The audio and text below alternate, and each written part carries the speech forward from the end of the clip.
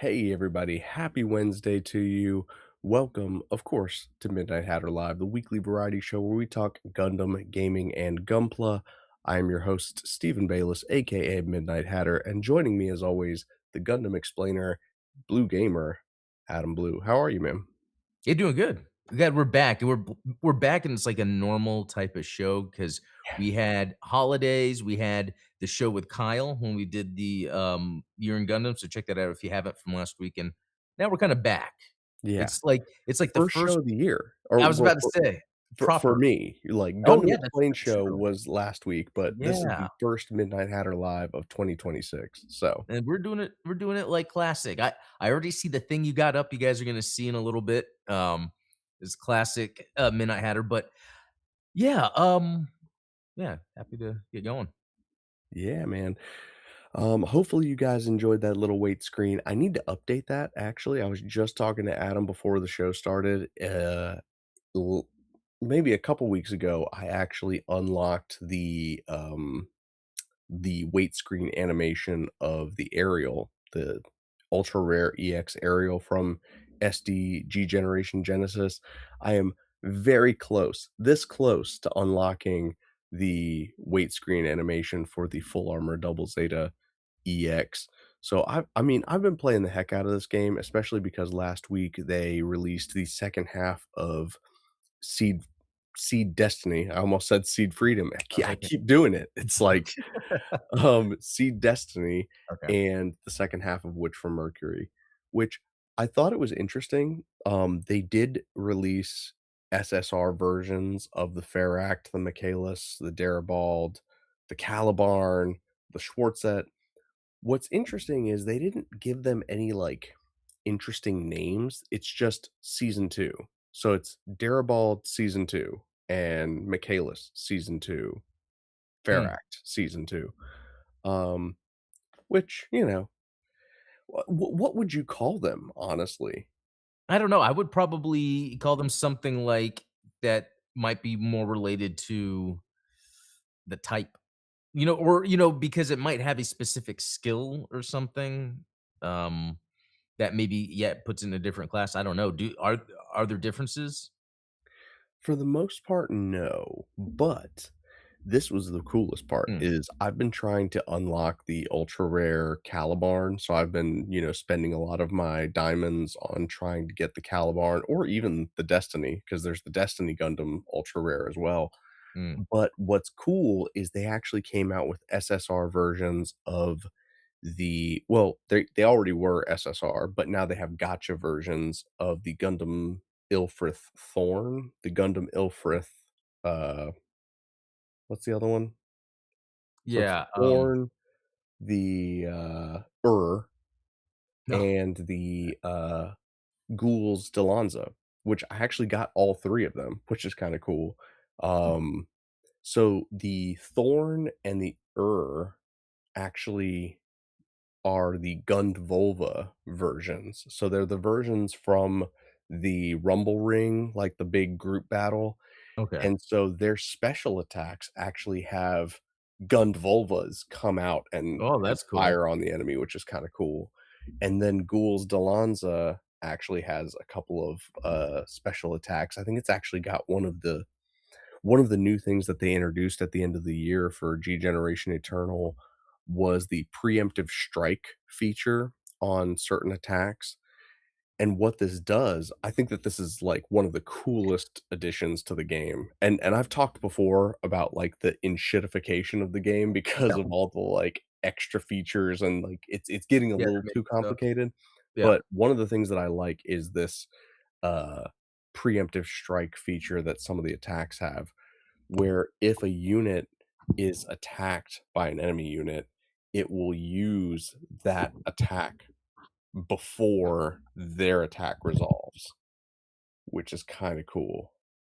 Wait, so it's almost like returning the attack? So it's almost like Or a counterattack, but yeah. instead of counterattacking after, it counterattacks before. That's interesting. That seems new to me completely. So, like, for Yeah. instance, the SSR version of the Darabald Season 2 version, has, one of its attacks is a preemptive strike attack.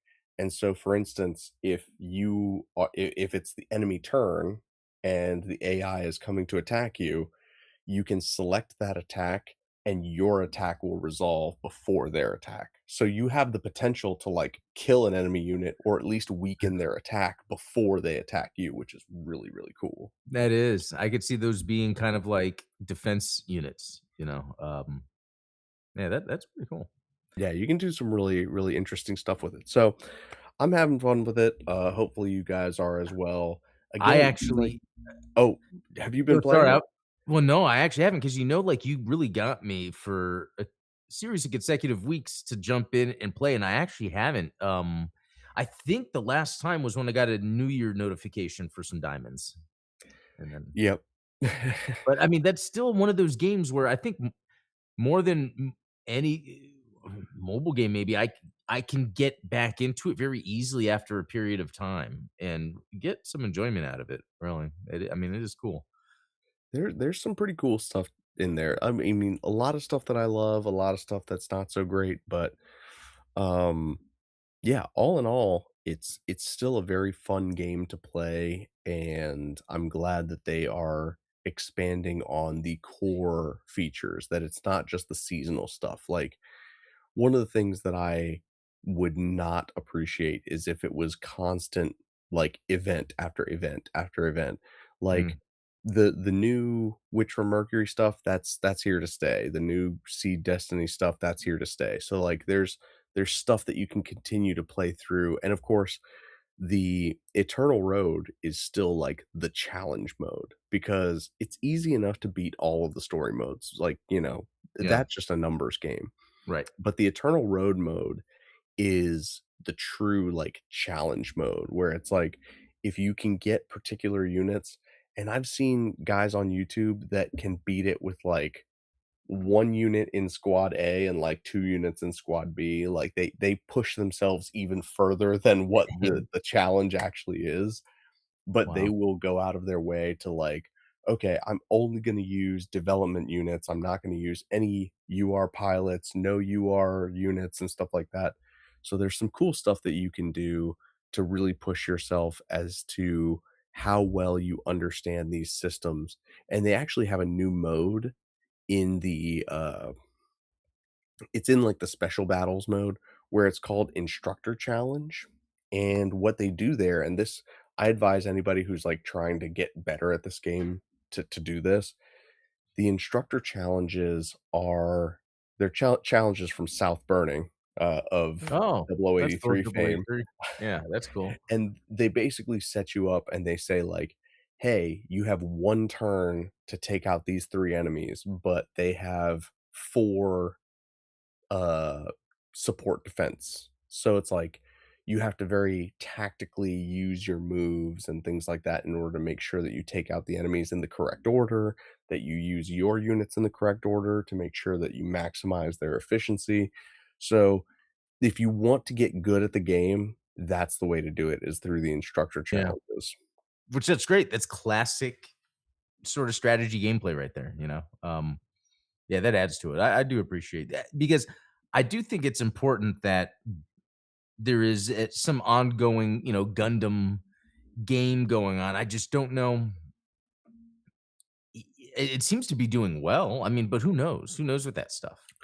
Um, Yeah, I mean, it's more accessible than a lot of other Gundam games because yeah, A, it's free to play, and B, everyone has a mobile phone, whereas not a lot of people have consoles and such. yeah. Shout out to 16 times a second in the chat. Haven't been able to clear an expert Eternal Road stage.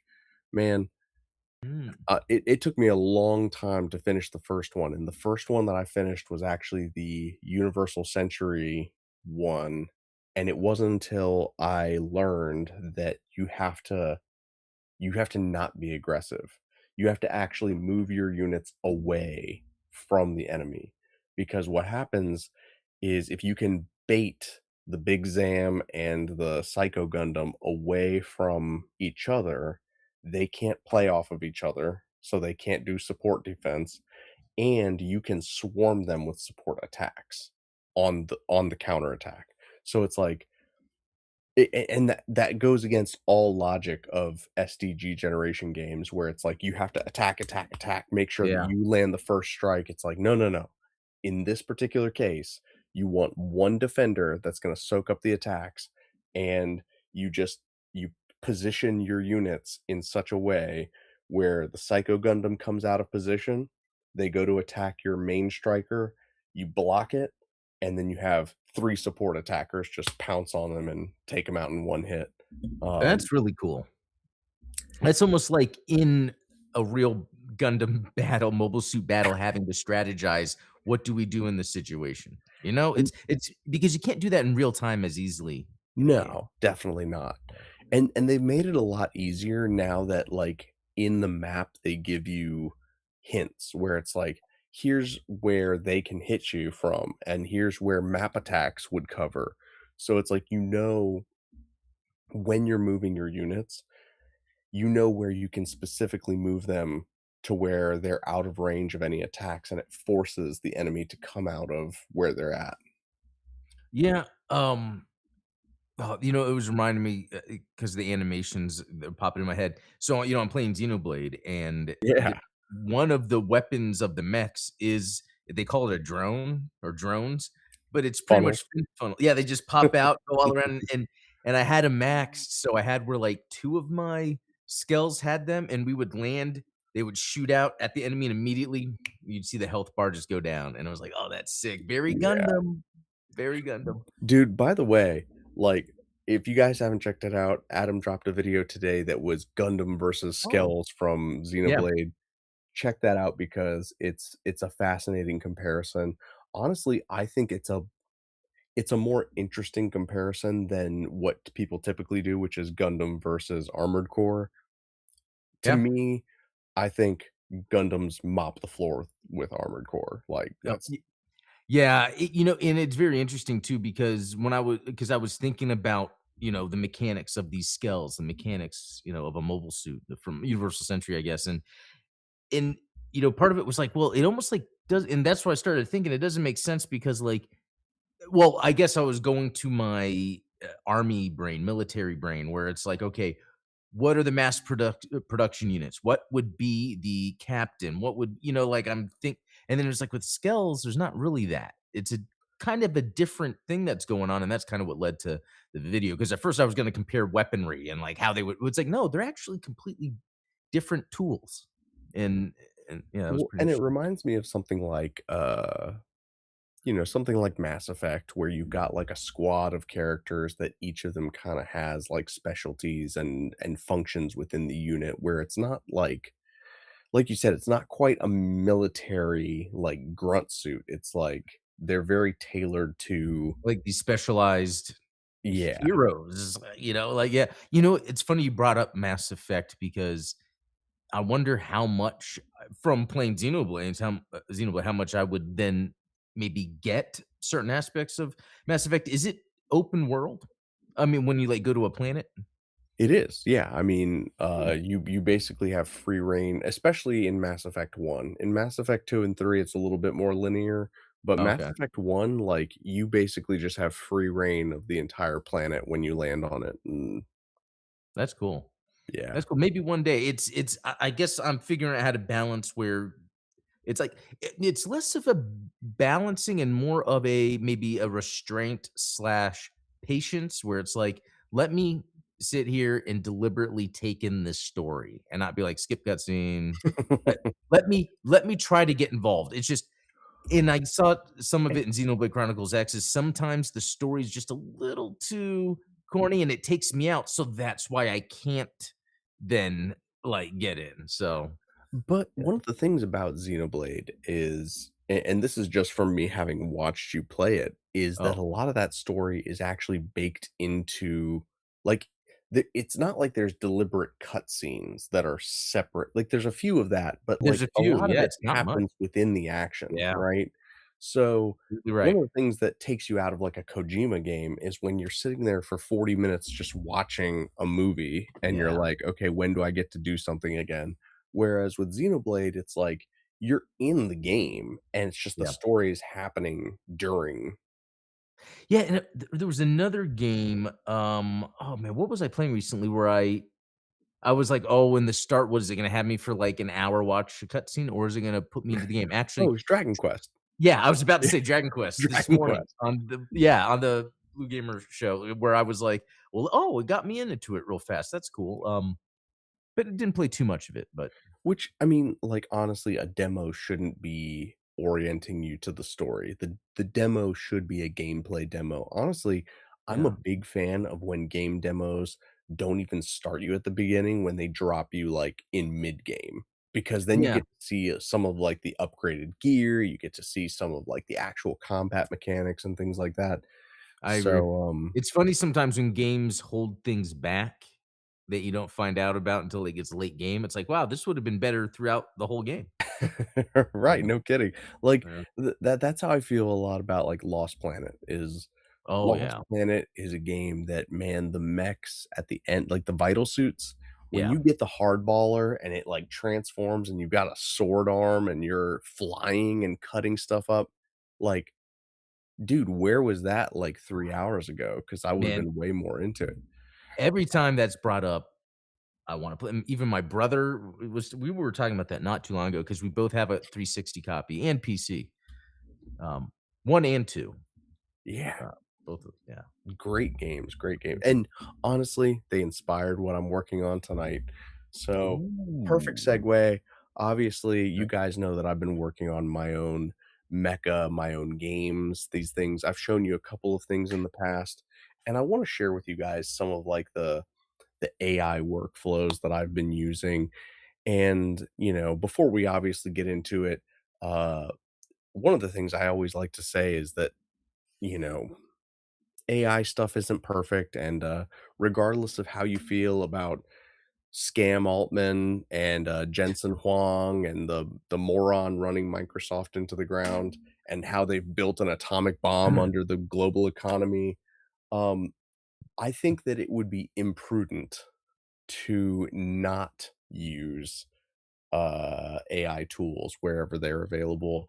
And Yeah, honestly, you can use AI tools that are local, that are open source. You don't have to feed the machine. You don't have to kind of buy into.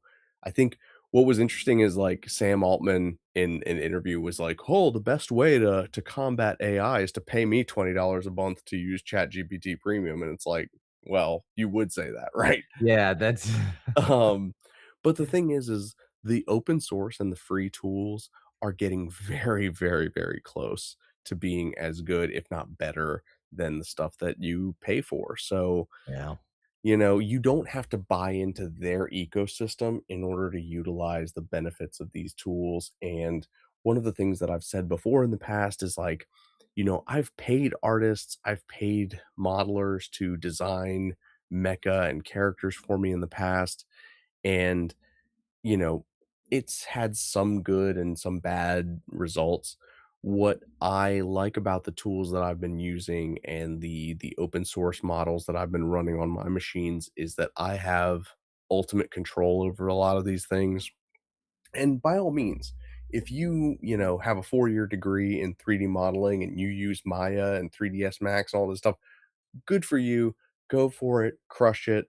But like, for a guy like me, I don't have a ton of experience, and so every, edge that I can get to yeah.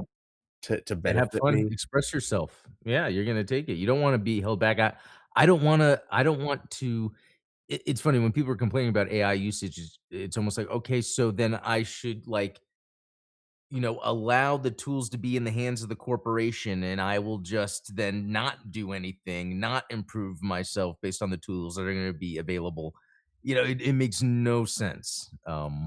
Yeah, no, and like I said, again, by all means, if it's not for you, it's not for you. Right. Don't consume the product. There was, like, a huge stink about, like, what was it, Expedition 33? I didn't even play that game, but, Yeah, like, there's a huge stink about that. If you don't wanna yeah, play an AI game, fine, don't play it, but, I'm gonna warn you is in my research, and I mentioned this before the stream to Adam, is, like, the best 3D model AI generator available right now is owned by Tencent.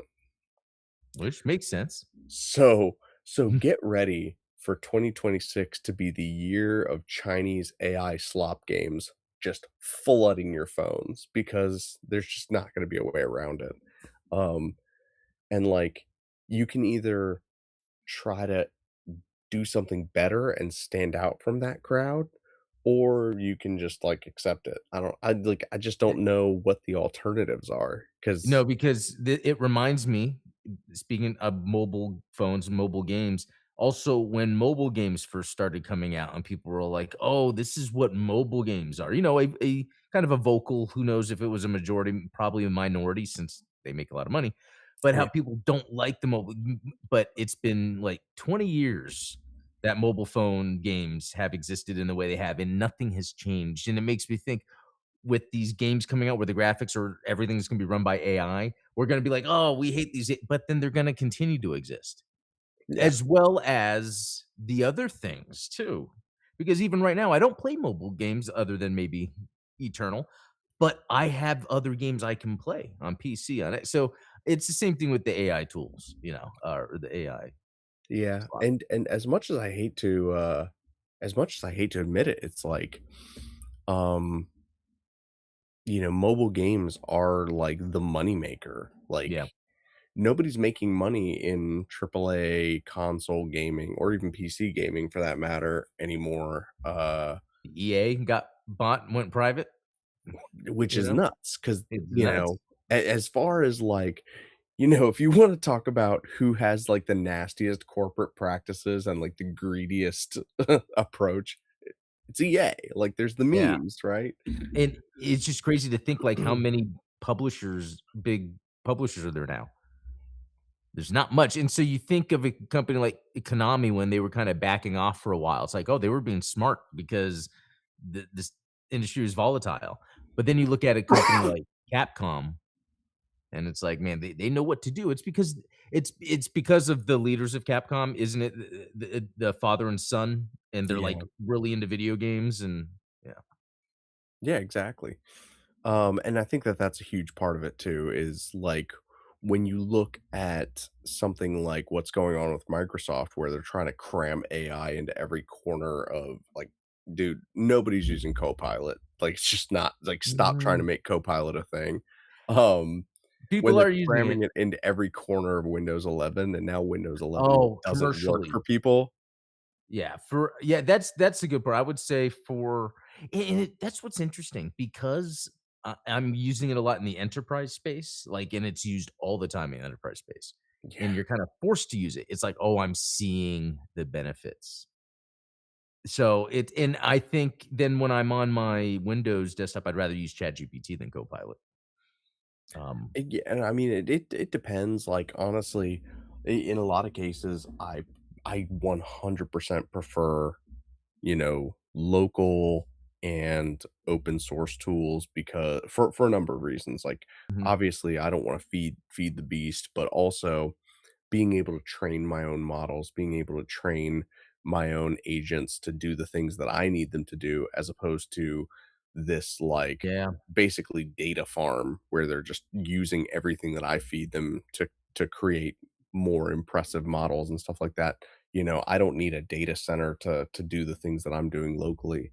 And I'm gonna show you guys, um, what we've got going on here. Um, Oh, hey, shout out to Dan Vince here. For what's worth, Hillary Lane at Second Story had a nice Ted Pilled Turk take earlier today. Yeah, not familiar I'm with a any big of that. fan of Second Story, that YouTube channel. She's an author that talks a lot about storytelling and yeah, I mean her take was like, "Hey, AI is making people illiterate and stupid." And like, Mm. you know, Yeah, to I a certain mean, extent she's right. Um, it's unfortunate because in a lot of ways, AI to me has become a lot like most things in my life where it's like, I like the thing and I hate the people that like the thing. mm.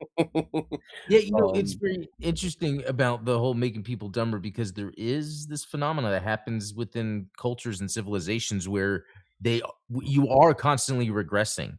It takes an Right. event or a moment to bring society back up, but it can regress. And even though our technology is advancing, I don't think that's to our benefit. So I think we are regressing in that case Yeah. right now. Like, and especially, and this goes back to AFI. I know I bring them up all the time. It's like when they go to the major record label, it's like, oh, then they're good and they're getting better. And Yeah. it's like, no, this is that regression. It's because of that lack of restraint. It's and it's very easy to get caught up into that, the lack of restraint, and then you kinda lose your way. Um, Right. Well, and I think that the ultimate, backstop against that is to become skilled in something. Doesn't matter what it is, to be honest with, like, you just grow your skills, and this is yeah. something that this YouTube channel has become about, is, like, Oh, growing your skills, yeah, pursuing your passions, that's doing right. the things in your hobby, because ultimately doesn't matter, again, what the Microsoft CEO, "Oh my gosh, like 50% of our code is written by AI," and it's like, yeah, but if you don't have a senior level engineer that's proofreading all that stuff, that's when you get yourself into trouble, and it's one of the things that you and I have covered, like, since we started covering AI on this channel when it comes to game development, coding, 3D modeling, it's always been about, if you don't have at least a basic understanding of how these things work before you start using the tool, then you are only going to make things worse. You're only going to create bloat. You're going to have spaghetti code. You're going to like look like Yep. an idiot. And that's exactly what I want to show you guys here in my AI workflow when it comes to 3D modeling, because I want to show you guys, like, it doesn't matter what some dumb AI bro says on YouTube. All these guys are like, well, if you can create game ready 3D models for your game in just a few clicks using AI tools. Use my link, pixel perfect at 10cent.com, and you can unlock 3 months free of these AI tools. And it's like, first of all, And that's how you found it. that's how I found it. But why are all AI bros like European or Australian? But yeah, It's that it's just influencer not thing, I true. think. What's that? Yeah. But no, I think it's that influencer thing where, It's it's total influence. yeah. Like, a lot of dudes like to dunk on women who do the, like, "Oh, look at me, I'm an influencer, I'm gonna do my Oh, nail click," and stuff like yeah. that, but, like, guys do the same thing, they just do it as It's a different thing, sad. yeah. Yeah. That's interesting. Hey, the new thing, and I know we gotta move on to your the new thing is putting "new" in a thumbnail. Have you Mm. noticed that? I've been noticing that trend lately, bigger channels, "new" in the thumbnail, and maybe they remove it after some time? I don't know. That's an interesting, I might run some experiments with that to find out, I need to. But but anyway, I keep you away from modeling. well, hopefully you guys are gonna dig this. Let's hop into the screen share. Let's hop into Blender. I'm going to show you guys what I've been working on. I'm going to tell you where we're at so far and where we're going to go from here. So here we have a 3D model that was generated by one of these one of the latest and greatest models. Again, this is actually generated from a sketch that I did. I took the sketch and I created a 3D wraparound of it. You know, and then I uploaded those images to a 3D modeler, which created this. I fed it the prompt of like, okay, I want it to be tan and like navy blue. It kind of jacked up the knee here, which is kind of interesting. But like overall, I think it looks kind of cool. It looks like a GM. I was like, it's got to be Gundam inspired. It utilizes a lot of these things. Um, But let me ask you, was it in this program or is this the export of what the program did? This is the export in Blender. And did you do any modifications? Not yet. So I Wow. wanted to take a Okay. virgin 3D model that I took out of the AI, put it in Blender, and show you guys what my workflow looks like. Um, because ultimately, like, yeah, the texture on this looks pretty cool. Like, if to the untrained eye, this looks like a decent 3D model, right? Like, Yeah, it does. But when you start looking under the hood and you start looking at the topology of the model, you start looking at some of the details, obviously some of the textures like bleed over here, it starts to look, you know, like dog shit. Yeah, yeah, you really yeah, Not to put too fine a point on it, this is not a production-ready model by any means, right. for a lot of reasons. You know, it's not rigged, it's not solid, there's a lot of things that are wrong with it, and there's a lot of different ways that we can clean it up. But I think that the best way to clean it up, and this is where I have started implementing my workflow, is, so this is actually a um, this is actually a template file that I have in Blender that I use specifically for 3D prints. This box that you see on screen is actually the print bed area of my 3D printer. Like I specifically calculated out these dimensions in order to know how much of it I could print. That's cool. Um, and then the scale that I have this model at is it's about 140 millimeters tall, which is coincidentally the same height as a Oh, 1/144th scale high grade Zeta Gundam.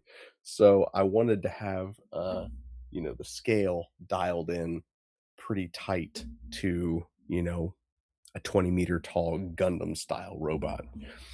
Um, this particular model is one of the grunt suits in my story. It's called the Ewing. Actually, so I should mention, like, the mechs in my story are called aileron frames, AFs for short, which, aileron is actually a part on a airplane wing. So yeah, basically, the the mechs in my story are treated kind of like aircraft, treated like fighter craft, very much inspired by like 0083 Top Gun style, military weapons. yeah. This one in particular was designed by the Stratogen Defense Corporation, which is kind of like my universe's version of Anaheim. It was developed for the Confederate Security Force, CSF for short, or CONSEC, which is kind of like the Earth Federation of my storyline. Okay. It is the foundation of all of the AFs in the story. So, Okay, that's cool. yeah. And was there a precursor to this? Or have you not got that deep yet? This actually was designed as like a mobile miner that was used in order to mine the Ouroboros in the asteroid Oh, belt that developed the reactors. This does serve as the basis for the Velo, which is like the custom consec frame that's developed later on as like the protagonist's frame. And then of course the designs for that are stolen, sold to Stratogen. Stratogen then of course distributes those designs to everybody else. Everybody else gets their access to these frames. high-end psionic frames, and all bets are off. That's cool. So this is like a pretty important model as far as the story goes. Now, I want to take you guys into specifically like the geometry of what we're looking at here. So, like, obviously, in texture mode, this looks fantastic, right? So, what we're going to do is we're going to take those textures off. We're just going to go with a random texture, and all of a sudden, all that detail disappears. And then when we go into edit mode, the geometry is not as bad as some AI generated 3D models, but it's still pretty sloppy. It's round. Nothing has sharp edges. Yeah. So there's a lot of different things that are wrong with it, and there's a couple different ways that we can go about fixing it. First, I want to do this non-destructively, so I'm going to duplicate it. And what I'm going to do in this duplicated version of the model, we're going to select everything. We're going to go mesh. We're going to go merge, merge by distance. That removed 10,000 vertices, believe it or not. So 10,000 vertices removed from the model just from doing that. Then we're Wow. going to go to our face. And well, so there's two different ways we can do this. We can either go face and convert all of our tris to quads, which will reduce the faces roughly by half. Or there's a unique tool in Blender. If you go down here in mesh slash cleanup called limited dissolve, this can be an interesting tool. And we've talked about this on the channel before, creating n-gons, which are Mm, polygons that have more than 3 or 4 sides, which makes it very difficult for the model to be interpolated by the software. It's not great for a finished production model, but what it can do is it can simplify the geometry into the most basic shapes that we need it to be. So let's try it and see what happens. What it might do is, like, you see how there's tons of vertices like on the shoulder plane. We don't mhm. need all those vertices because it's a flat plane. Like, it's supposed to be just like a flat shape, right? Oh, okay. So limited dissolve will do a good job of hopefully reducing that. Mm, And I think it did. I yeah, mean, yeah, if you take a look at that, it kind of simplified the overall geometry of the model, but it's still pretty sloppy. I mean, you look at like the elbow joint here, and it's like yeah. all of the details here end up looking muddy. So, and this is where I like to sort of go through my workflow, where I like to use this in much the same way that someone would use a, you know, typically in a 3D modeling workflow, you would have a front image, a side image, and a rear image, and that would give you the images to sort of trace and create this. What's cool about having a 3D model is that you actually have a 3D representation of the object you're trying to create. So, let's say, for instance, I want to create this chest plate. We're just gonna operate on just the chest plate tonight. I don't know how far we'll get, but we're gonna give it a try. Okay. Um, so we're gonna add a mesh. We're just gonna add a simple cube. It's gonna stay down here. Let's go into edit mode and drag it up to around the chest area. We're gonna go into this see-through mode. And what we want to do is basically create the shape of this chest piece using the cube. And what that will do is that, like, hey, we've got uh we're going to have like the most basic easy geometry to work with. And one of the things that I also want to do is I want to make sure that everything we do, I want to do it mathematically. I want to make sure that all of these numbers are dialed in to strict, round numbers so that we don't have a lot of things that are in weird places.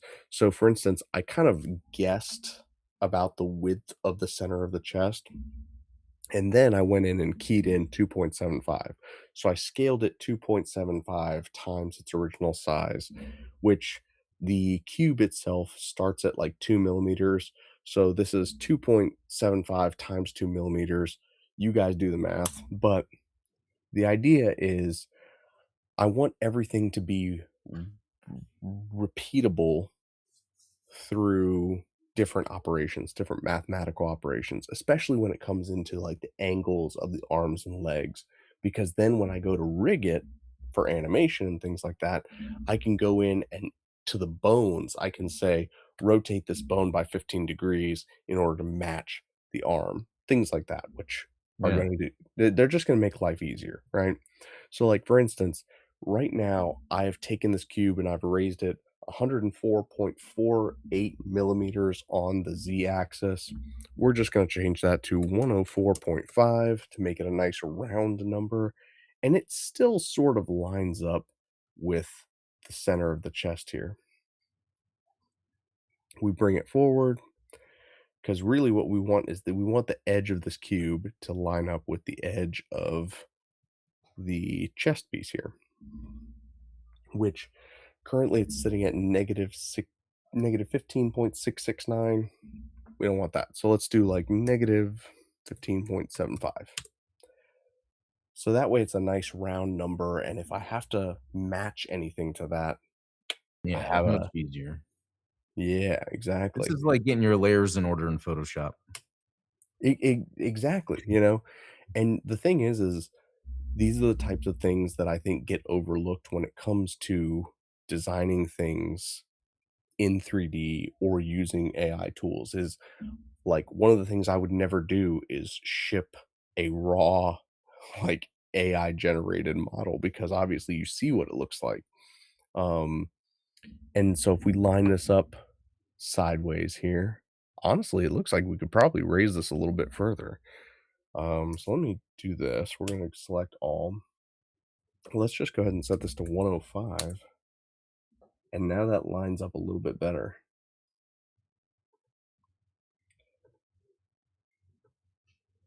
So then we're gonna line this up with the chest here. Again, we want this to be on an even plane, so we're gonna just set it to 116 and negative 8. Ooh, I don't know, what was that? So it was 8.3393. You can just set it to negative 8. That's probably if you I mean, if you look at it, it kind of follows the shape of the chest there. Yeah. And that's all we're looking for is to basically recreate the model in low poly. Um, and there's some cool stuff we can do, obviously, with Blender. So, like, if we use our loop cut tool, we're going to just cut this box right down the middle. Oh, I accidentally increased the number of cuts to 2. We just want to cut this box right down the middle. We're going to go into face select mode and delete half of it. Uh, we'll delete that one too. And we're going to go into our modifiers and create a mirror modifier. We're going to turn on clipping because clipping enables the x-axis to like merge with its center. Hmm. So if we select this, the x is 0. So you see, no matter how much I drag this, it's going to remain at 0 because once it's met at the center, it's locked in place. And so what this is gonna allow us to do is now we can just grab one half of the model and Oh, okay. start Yeah. modeling that way. Now, we probably even though that's where the line is, we do need to do it in a much more non-destructive way because it looks like we want it to kind of taper down, right? So we almost need to, and this is what we're gonna do, is we're gonna take this face and we're going to extrude on the x-axis. So that's shortcut E, shortcut X, stretch it out. It's going to add some geometry to it, and we just want it to line up with that cut in the model. And this is why I'm doing this in texture mode, by the way, so that you guys can see, like, you know, a lot of the detail is baked into the texture. It's not baked into the model itself. So it becomes important to make sure that you're using the textures to inform the decisions that you're making.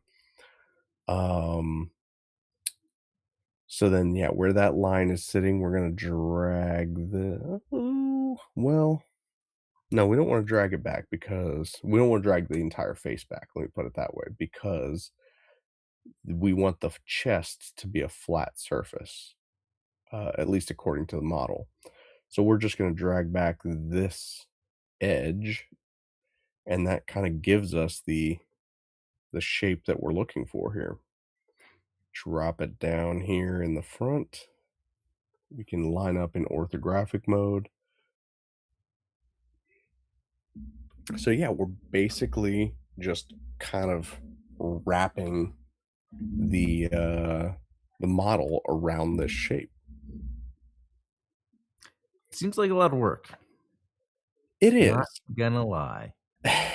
This is where it I would, start being like, "Man," but, I mean, it's one of those things that has to be done, to really get what you want. exactly because and unfortunately I think that a lot of creators are not willing to put in this work when it comes to Yeah. especially when it comes to 3D modeling, but I mean, when it comes to a lot of things, honestly, and that's honestly, that should be a sign of encouragement because and honestly, dude, the things that I've seen you do that I would have given up on Yeah, are good point. There's pretty always impressive. those yeah, that's a good point. There's always those little things that we're willing to dive into or not based on our, uh, specified interests. So, that Exactly. yep. Um, and so this in particular, like, in a lot of ways, it seems daunting, but I think that, at least for me, it's almost therapeutic, like, kind of building out these shapes and mapping them, and I'll be honest with Mhm. you, I am not I'm a lazy guy, or well, I should say I'm a busy guy, right? Because that's what lazy people say. I'm a busy guy, right? So I have looked for alternative ways to do this, and Yeah. honestly, there are some shortcuts you can take. For example, um, even if we were to take this model specifically, and let me just hide this. So, like, this is what the chest looks like in my Oh, modeling, which, you know, it's nothing spectacular now, but, like, once we start looks adding things like, "Hey, let's add a material here, and we're gonna call this material, uh, we're just gonna call it the tan color." We're gonna turn on use nodes, turn this on, we're gonna set the base color, use the eyedropper. We're just gonna borrow the base color right off the texture of the model, and now all of a sudden, you know, we've got a tech like a roughly textured, you know, colored piece here.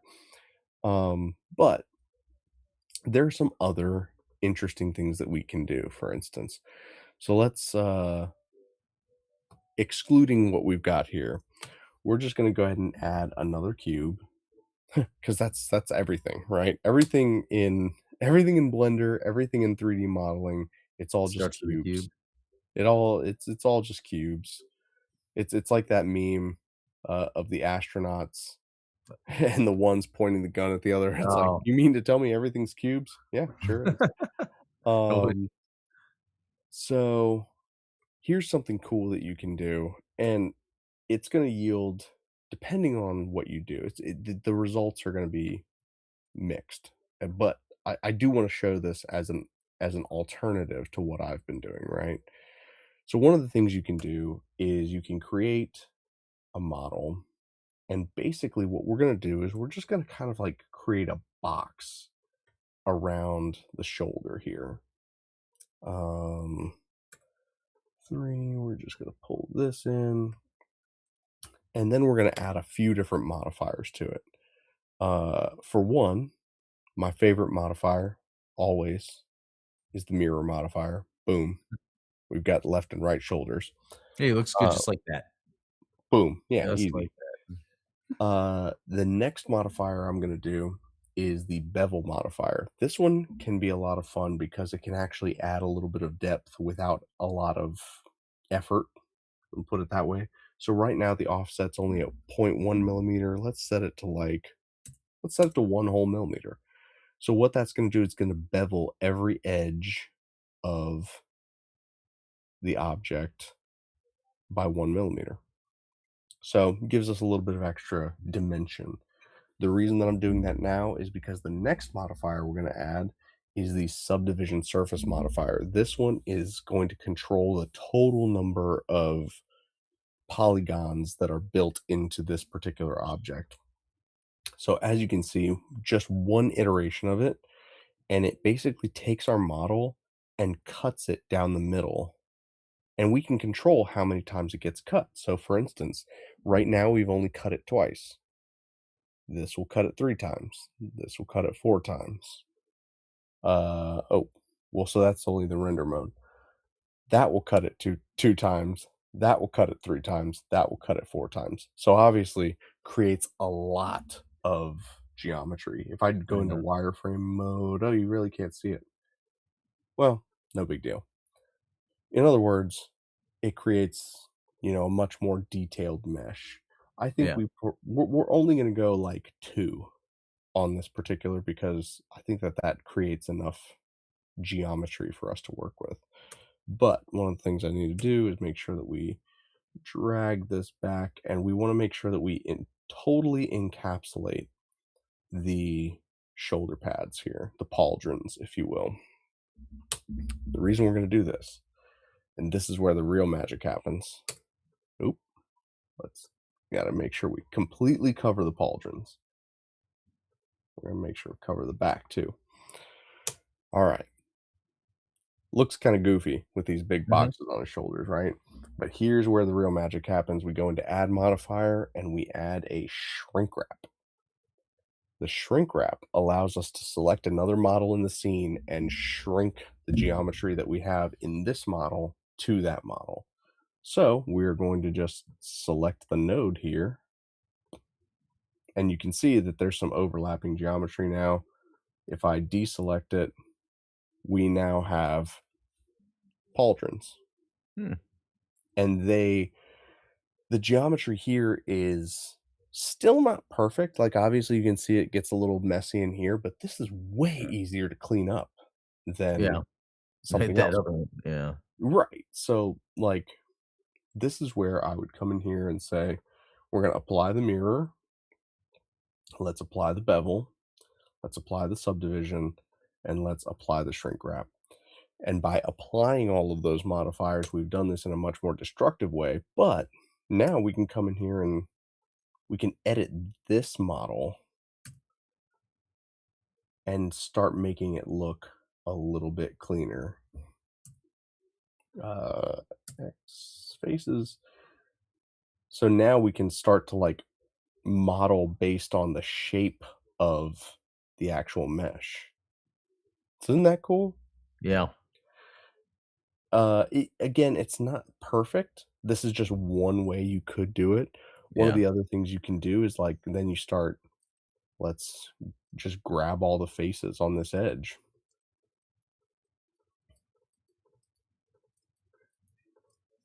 Um,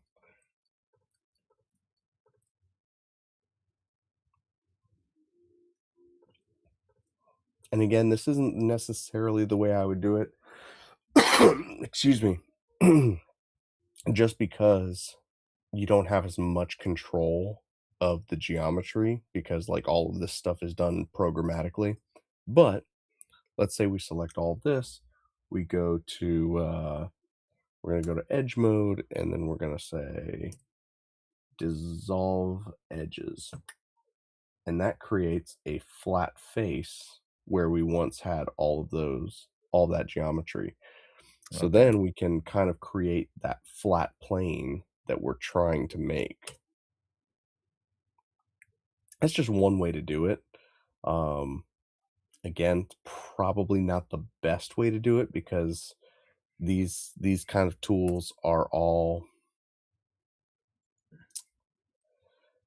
you don't have as much control here. Yeah. You're relying on algorithms within Blender to do the estimations for you. Right.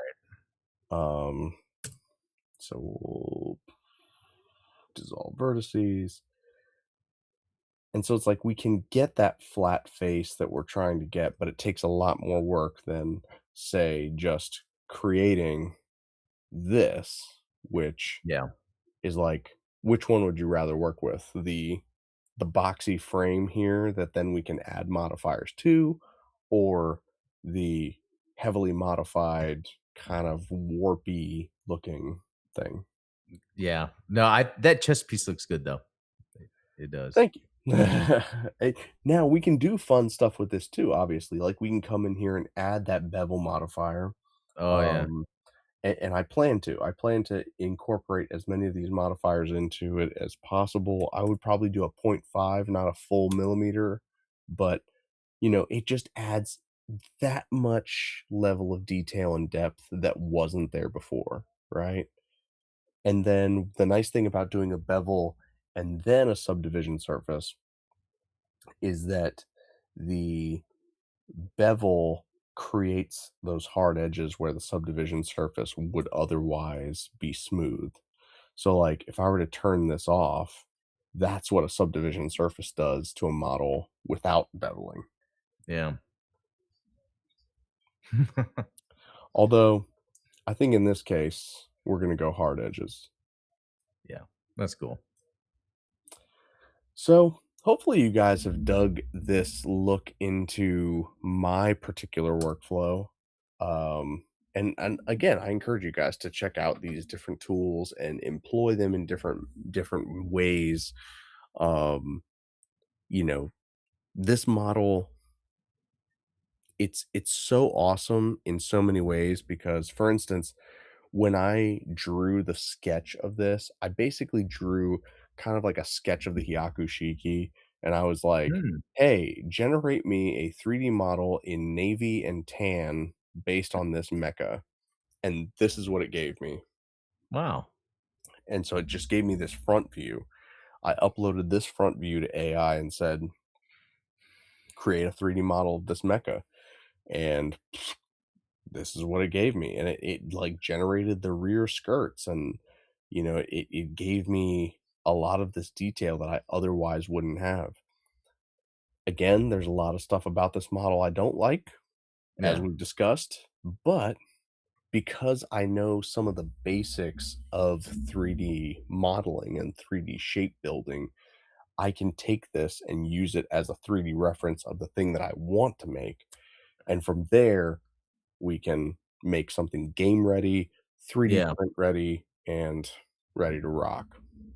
that is cool. So what is the next thing, a 3D print or a game thing?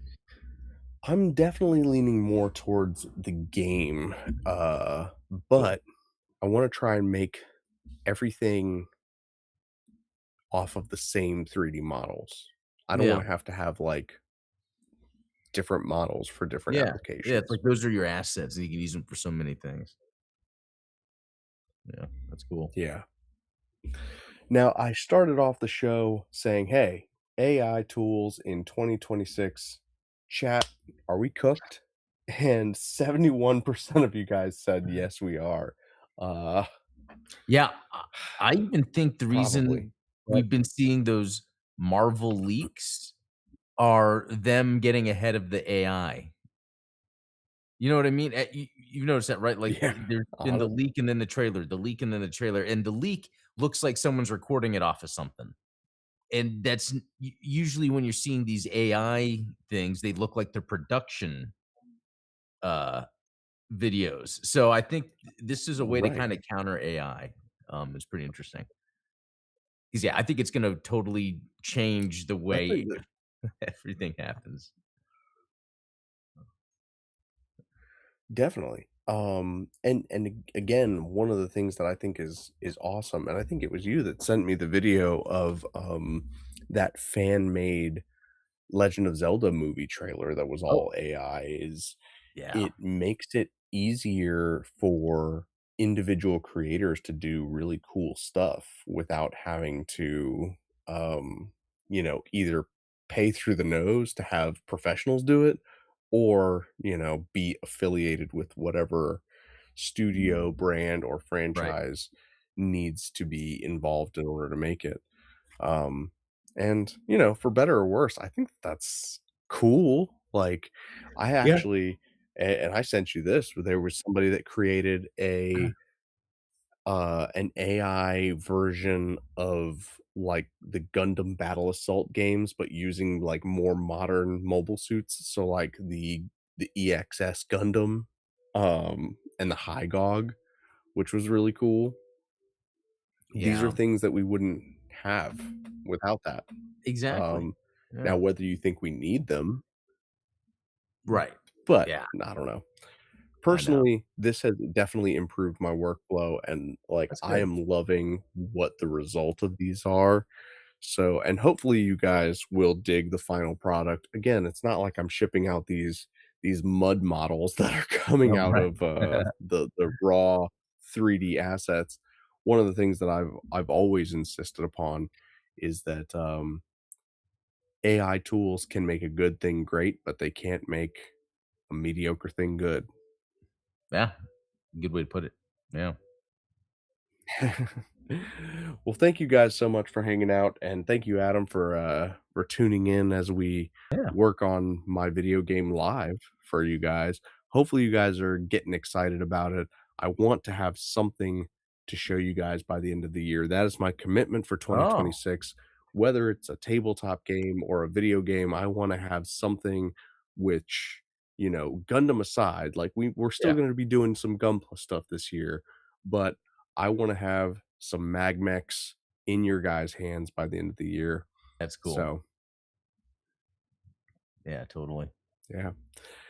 Uh, until tomorrow, the Gundam Explained That's right. show, if you guys haven't checked it out yet, go watch Adam's video about the Skells versus the Gundams, Yeah. and in the meantime, if you have any, suggestions, tips, any things that you guys wanna see in a Gundam-inspired mecha video game, obviously my inspiration comes heavily from like Mass Effect, Metal Gear Solid 5, those types of games. That's what I'm building.